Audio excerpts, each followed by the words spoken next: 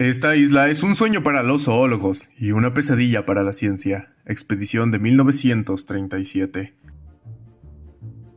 En 1933, Carl Denham sorprendió al mundo cuando presentó a King Kong ante una multitud atónita en el Teatro Alhambra. El simio de 7 metros de altura asestó un doble golpe a la comunidad científica que la dejó tambaleándose por el impacto de este increíble descubrimiento y la trágica pérdida subsiguiente. Pero Kong fue solo el comienzo. Una isla entera llena de maravillas prehistóricas. Si Kong hubiera conmocionado al mundo científico, el surgimiento de la isla Calavera desde el velo de la leyenda a la realidad lo sacudió hasta sus cimientos. Desde el descubrimiento del Nuevo Mundo por Colón, la humanidad no había tenido una oportunidad semejante de explorar una tierra atrapada en el tiempo. El rugido ensordecedor de Kong en la cima del Empire State Building anunció el mayor descubrimiento del siglo, posiblemente del milenio. Tras la inauguración de la isla, universidades y organizaciones privadas de todo el planeta se apresuraron a enviar equipos para investigar y catalogar sus maravillas. La carrera del siglo había comenzado. Las expediciones rivales luchaban por la exclusividad y la justificación, cada una de ellas afirmando su propia posición legal para ser la primera en llegar a la isla. Solo un puñado de las 2 docenas de expediciones lograron tocar tierra con éxito, y de ellas, la mitad no estaban preparadas para los terrores que les aguardaban. La isla Calavera devoró expediciones con todo el apetito de los berrex adultos que gobernaron la masa continental en ausencia de Kong. Después de un año de excursiones desastrosas y trágicas pérdidas de vidas, finalmente se organizó un esfuerzo debidamente preparado, administrado y financiado conjuntamente por las 3 empresas interesadas más importantes. Dirigida por Carl Denham, esta expedición de 3 meses se propuso explorar y documentar sistemáticamente la isla. El proyecto Legado, como se lo llamó, sufrió su propia cuota de contratiempos y desgaste, pero estaba muy lejos de los primeros intentos infundados.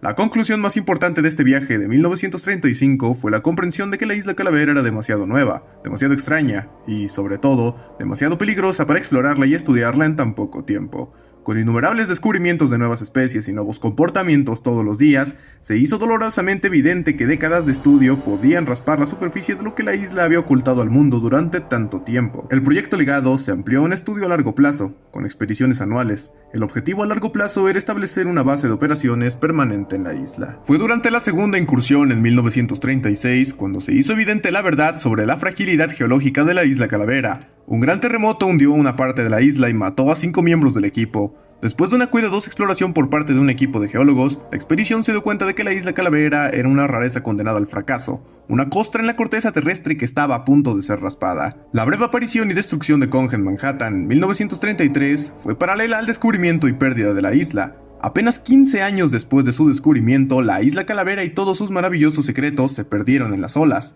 La isla destrozada en pedazos por la misma fuerza geológica irresistible que la había preservado por tantas décadas, en los años intermedios entre la revelación y el olvido, la isla Calavera albergó solo 7 expediciones cortas del proyecto Legado. Cuando finalmente se tuvo éxito, la isla se hundió inevitablemente, llevándose consigo a su misteriosa gente, monstruos e historia no descubierta al mar. La leyenda convertida en realidad volvió a ser leyenda. Los secretos que se descubrieron en ese breve espacio de tiempo fueron todo lo que alguna vez se revelaría. Esta es una colección de esos secretos, un bestiario de un mundo perdido, comprado con sangre, catalogado a través de la observación y preservado en palabras y bocetos. El recuerdo de la isla Calavera está encuadernado en estas páginas como una galería de lo terrible y lo maravilloso, un relato de la naturaleza enloquecida y una colección ilustrada de maravillas evolutivas. Los hallazgos incompletos de esos pocos años de estudio se recogen aquí y se acompañan de dramáticas ilustraciones de lo que fue el último gran descubrimiento de nuestro tiempo, el reino de Kong.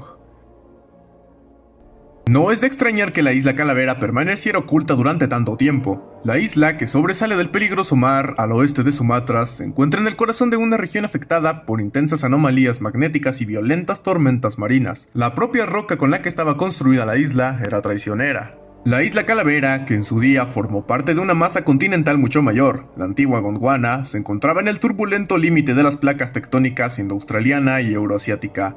Las placas se desplazaron una sobre otra y las tensiones provocaron una violenta fractura de la placa indoaustraliana debajo de la isla. Esto dio lugar a una importante actividad volcánica. Las fisuras y los puntos de presión crearon tierra y obligaron a la roca fundida a salir a la superficie, mientras que, al mismo tiempo, grandes trozos de la isla cayeron en la profunda fosa de subducción que marcaba el borde de la placa.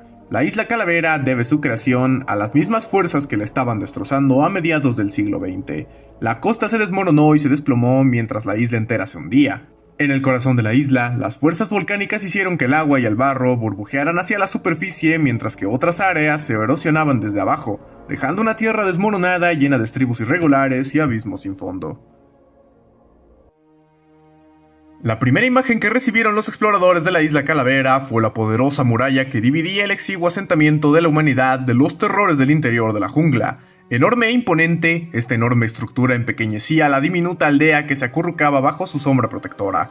Esto no era obra de esa población en apuros, sino el legado de una civilización más antigua y algo más avanzada que había existido hace mucho tiempo. Gigantescas ruinas de piedra de esta antigua sociedad salpicaban toda la isla. Enormes edificios sobresalían de la selva envolvente y caían por la costa hasta desaparecer en el mar. Debajo del enmarañado bosque que envolvía la isla en un abrazo verde asfixiante, una gran ciudad había respirado una vez. El estudio de estos restos y la gran muralla en sí, que había recorrido un círculo ininterrumpido alrededor de toda la parte central de la isla, hablaba de una cultura de 3000 años de antigüedad. Los paralelos arquitectónicos sugerían el sudeste asiático como patria. Se ha teorizado que los antiguos colonos trajeron consigo una cultura establecida, como lo demuestran las grandes estatuas talladas y los fragmentos de magnífica cerámica que dejaron atrás. Eran una cultura devota que veneraba a los simios gigantes que abundaban en su arte. Algunos han especulado que los simios pueden haber llegado con los colonos, aludiendo a una simbiosis entre la gente y los antepasados de Kong. La naturaleza exacta de la extinción que sufrió este pueblo sigue siendo un misterio. Hace al menos 1000 años fueron exterminados, dejando atrás de sí poco más que ratas polizones y los esqueletos de piedra de su ciudad en una isla condenada. La jungla se apoderó de la tierra, extendiendo inexorablemente sus dedos de raíz como zarcillos sobre la arquitectura erosionada, convirtiendo plazas y mercados en claros y torres llenas de percebes con helechos y enredaderas nudosas. La gran muralla se desmoronó cuando las olas se tragaron la tierra y sus pocos tramos salientes se alzaron como lápidas en la franja verde, monumentos a la civilización perdida de la isla Calavera. La pequeña isla Calavera fue parte del vasto y antiguo continente de Gondwana en tiempos prehistóricos. Lo que llegó a ser la isla Calavera era un tramo cerca de la costa del gran mar de Tetis, rico en vida. Cuando esta masa de tierra se desprendió, muchos antepasados prehistóricos de los habitantes modernos de la isla se fueron con ella, garantizando su supervivencia cuando la catástrofe y el cambio ecológico los exterminaron en todo el resto del mundo. Otros se unieron más tarde, haciendo rafting, nadando o volando hacia el santuario de la isla. Los puentes terrestres aparecieron y desaparecieron, trayendo nueva fauna, cada uno de los cuales se sumó a la diversidad de la isla. A lo largo de los milenios, la isla se fue erosionando. A medida que se perdía el hábitat, la vida se concentraba en zonas cada vez más pequeñas. La competencia se volvió feroz. La isla fue testigo del estallido de una carrera armamentista evolutiva que dio origen a una multitud de pesadillas. Ver a la humanidad reducida a ese estado, semejante a un roedor, temerosa y pequeña, es humillante. El hombre no es aquí un cazador, es una presa.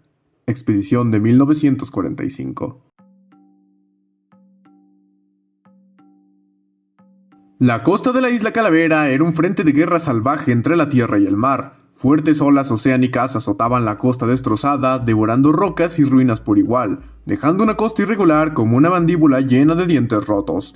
En el flanco occidental, el mar se estrellaba contra acantilados escarpados y escarpaduras que parecían fragmentos de piedra. Ruinas antiguas serpenteaban entre las grietas de la roca, atrios sin alma que resonaban en el embate de las olas. Las aves marinas tenían sus hogares aquí, en los innumerables cortes y salientes, gaviotas residentes y petreles, alcatraces y cormoranes. Migrantes estacionales se sumergían en busca de peces en las ricas y frías aguas de la fosa que lindaba con la isla. En el siglo XX, los pocos humanos que vivían en la isla Calavera apenas lograban sobrevivir en esta costa estéril, con su aldea encaramada de una delgada franja de roca que se adentraba en el mar, más allá de la gran muralla protectora. Al otro lado de la isla, un lento hundimiento llevó al mar gradualmente hacia el interior. Donde antes se extendían bosques de tierras bajas y llanuras aluviales, las mareas altas inundaron la tierra. Había unas cuantas playas en las ensenadas más protegidas entre los promontorios rocosos. Estos eran los hogares transitorios de lobos marinos y tortugas marinas. Patrullados por enormes depredadores y carroñeros, estos entrantes eran tan amenazantes como los acantilados occidentales para los habitantes humanos. Arrastrándose por las rocas y revoloteando a través de los pozos de marea, había muchos y variados crustáceos, copépodos, cochinillas, camarones, cangrejos de río y muchos otros. La mayoría eran especies conocidas, pero Skull Island también tenía sus rarezas.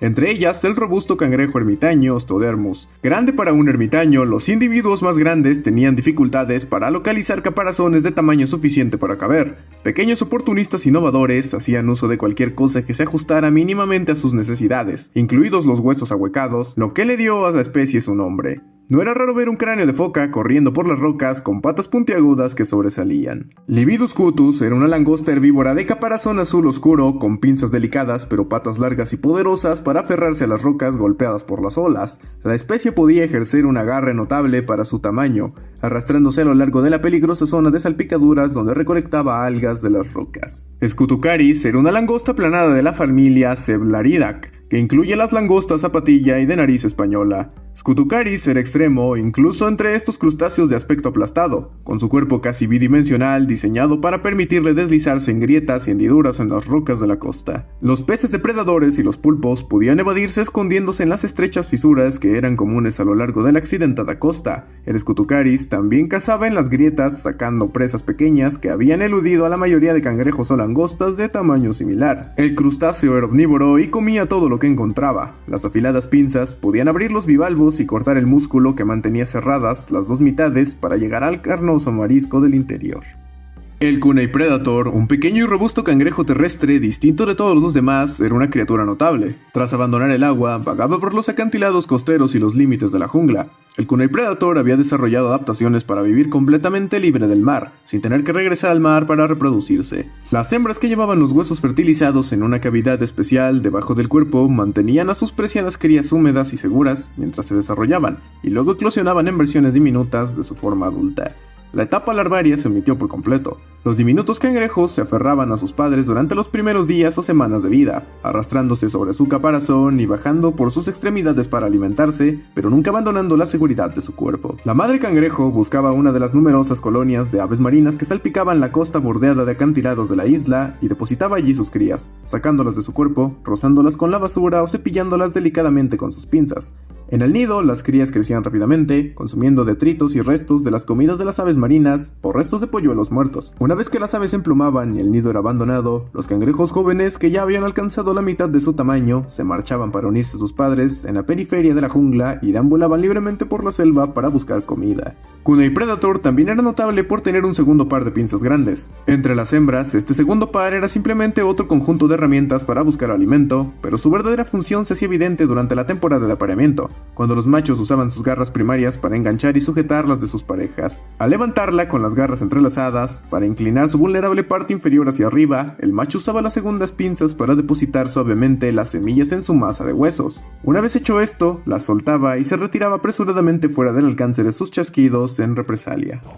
El más grande de los depredadores costeros, el Tartarosaurus, era un terror con el que los nativos que salían a buscar comida rezaban por no encontrarse nunca. Enorme y hambriento, con mandíbulas que quebraban huesos y extremidades poderosas que podían impulsar al carnívoro más rápido de lo que cualquier hombre podía correr en distancias cortas, esta bestia podía acabar rápidamente con los aldeanos incautos. Afortunadamente, su área de distribución se limitaba al otro lado de la isla, donde subsistía a base de escamas, reptiles costeros y Limusaurus.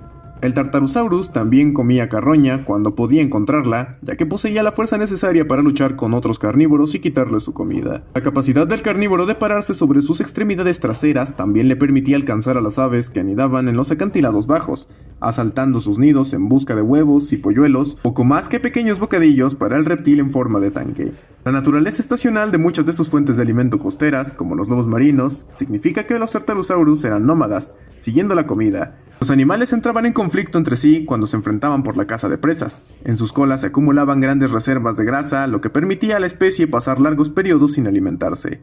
Esta energía almacenada otorgaba a los animales más pequeños un respiro en la batalla por la supervivencia cuando escaseaba el alimento. El Tartarosaurus tenía una piel gruesa, parecida a la de un rinoceronte, que lo protegía de todo daño. Los machos luchaban entre sí por los recursos y el acceso a las hembras, armados con garras gruesas y curvas en cada una de ellas para trepar. Los machos luchaban erguidos, haciendo equilibrio sobre sus robustas patas traseras mientras se arañaban entre sí con estas garras. A pesar de la ferocidad de las peleas, su piel gruesa y sus escamas resistentes generalmente los protegían de heridas graves. Un hocico largo armado con hileras de dientes de hoja delgada identificó a Peracerdón como un pescador, aunque fácilmente capturaba aves marinas, huevos e incluso crías de foca desprevenidas cuando se presentaba la oportunidad. Un terópodo especializado, el elegante ave zancuda, acechaba el perímetro de la isla, agarrándose a las rocas con sus garras como tenazas. Ni siquiera el fuerte oleaje lo disuadía. Peracerdón podía atacar rápidamente con sus largas garras delanteras o su hocico en forma de trampa de ginebra para arrebatar presas de los charcos de la costa y a lo largo del borde del agua. Una cola larga equilibraba a Peracerdón mientras se aferraba a la zona de salpicaduras con sus agudos ojos perforando las olas para revelar peces y cangrejos. Peracerdón se encuentra igualmente en caza tanto en mares calmados como agitados. Se lo encuentra a lo largo de toda la costa, desde los arrecifes castigados por el oleaje y desmoronados hasta los tranquilos pantanos costeros. Aferrado a las rocas salpicadas de agua con sus anchas patas con garras, se encontraba el peculiar limosaurio, parecido a una salamandra. Los dimosaurios, unos anfibios flácidos, totalmente adaptados para sobrevivir en el agua salada, estaban en la zona salpicada, raspando mejillones y otros mariscos de las rocas con sus patas duras como piedras. Los regordetes bichos raros arrancaron el marisco entero de su anclaje en manojos y se tragaron la pulpa fragmentada, con cáscara y todo. Las entrañas de paredes duras los protegían de la mordedura de las conchas cuando pasaban a través de ellas. La geología caprichosa de la isla Calavera convirtió su costa en un laberinto de acantilados y premonitorios que sobresalían de un mar embravecido. Los salientes irregulares proporcionaban cornisas protegidas para que las aves marinas y otros animales salvajes pudieran anidar y miradores escarpados para que los depredadores pudieran buscar presas debajo. Había pocas playas en la costa de la isla, por lo que la competencia por su uso era feroz. Los Dragonskins eran unos lagartos monitores llamativos que habían colonizado la isla recientemente, pero que habían evolucionado hasta convertirse en una nueva especie. Probablemente llegaron en balsas de vegetación o madera a la deriva desde algún lugar del sudeste asiático y desarrollaron escamas rojas brillantes que eran aún más vívidas en la temporada de reproducción. La función precisa de las marcas no está clara, aunque puede haber sido asustar a los depredadores. Ambos sexos eran de colores brillantes. Los dragones se alimentaban de huevos y pequeñas criaturas que encontraban a lo largo de la costa rocosa y en los acantilados que escalaban ágilmente. Los discus eran una especie de lagarto volador que vivía en las costas rocosas. Son unos lagartos muy bonitos de color verde y amarillo que deben su nombre a sus alas redondas, que les permiten realizar vuelos cortos y rápidos entre las rocas en busca de insectos y para evitar a las gaviotas que los cazan. En las costas orientales de la isla Calavera, donde los ríos desembocaban en el mar y la tierra se hundía lentamente, gran parte de lo que alguna vez fueron llanuras aluviales o selva baja se había ahogado en pantanos en crecimiento. Donde antes crecían bosques bajos adyacentes al río, ahora hay pantanos inundados por las mareas, salpicados solo por los tocones de árboles ahogados. El Aciedactylus se especializó en la pesca de mariscos en los estuarios pantanosos y los manglares. Sus pies anchos y con dedos separados impedían que el dinosaurio se hundiera en el barro y la arena empapados, pero su adaptación más peculiar era el segundo par de fosas nasales montados sobre sus crestas nasales triangulares. Las fosas nasales primarias del Aciedactylus podían cerrarse al exhalar, forzando el aire a entrar en las crestas resonantes, y las fosas nasales secundarias pequeñas para trompetearse entre sí. La función principal de estas fosas nasales secundarias se hizo evidente durante la alimentación. Al sellar las fosas nasales primarias, el Aciedactylus podía respirar a través de las fosas nasales secundarias, elevadas, mientras la mayor parte de su cabeza estaba hundida en las aguas poco profundas o en el lodo del estuario, mientras buscaba mariscos. Sus dientes eran cortos y gruesos para triturar caparazones de moluscos y cangrejos. El plácido terópodo, en cambio, se defendía con largas garras en forma de cuchillas en sus dedos, que flexionaba y blandía ante posibles amenazas para ahuyentarlas. Acechando la costa de la isla Calavera había un peso pesado de 4 patas brutal con gusto por la carne. El Nefundosaurus no era un dinosaurio, sino un antiguo arcosaurio, un grupo que precedió a los dinosaurios. Su enorme canal olfativo le otorgaba al animal un agudo sentido del olfato. La mayor parte de su dieta consistía en peces carcomidos u otra carroña varada en las mareas, a la que el Nefundosaurus llegaba gracias a las cintas de podredumbre que la brisa le llevaba hasta las fosas nasales. El Nefundosaurus también utilizó su tamaño para robar comida a carnívoros más pequeños, incluido el cocodrilo costero Dirosuchus, mediante la intimidación y la fuerza bruta. Con sus poderosas mandíbulas eran capaces de devorar cadáveres enteros, incluso podían partir y tragar mariscos y tortugas robustos que luego digerían en el estómago increíblemente ácido del reptil. Capturaban presas vivas cuando podían atraparlas. Las focas ricas en grasa eran emboscadas desde atrás desde un escondite en la costa rocosa. Precariamente enclavados entre la Gran Muralla y el furioso mar, los habitantes humanos de la isla Calavera se aferraban a una existencia precaria en una cuña estéril de roca negra cubierta por la erosión arquitectónica de sus habitantes anteriores. Entre estos huecos recordatorios de la gloria de una cultura antigua y sin nombre, los isleños asolados por la pobreza se las arreglaban para sobrevivir lo que podían contra adversidades increíbles. Más allá del muro, una isla de fauna salvaje esperaba con garras y dientes afilados para desgarrar cualquier carne que se atreviera a cruzar la divisoria. Detrás de la aldea, el mar implacable reclamaba su propia cuota de humanidad. La vida era dura y sombría, pero los valientes podían encontrar comida. El océano tenía comida para ofrecer en forma de rica vida marina, aunque los nativos tuvieron que enfrentarse a la muerte para arrebatársela a las olas. El ingenio de la gente que se enfrentó a toda la fuerza de los elementos y los monstruos más aterradores de la naturaleza. Moviéndose por la costa accidentada, por encima de la marea, los saltadores con pértigas saltaban de roca en roca para sondear nuevos caladeros. Los arcos de los antiguos salones y templos deshabitados desde la época de los antiguos albergaban colonias ocultas de anémonas y cangrejos que debían ser saqueadas.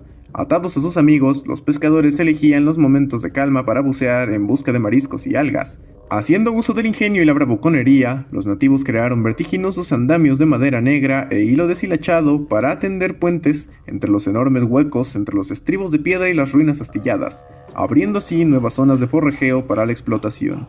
Este pueblo, tan esforzado por conseguir recursos, no desperdició nada. La competencia era intensa y, a veces, lo que otro tenía podía arrebatárselo por la fuerza. La voluntad del más fuerte gobernaba todo.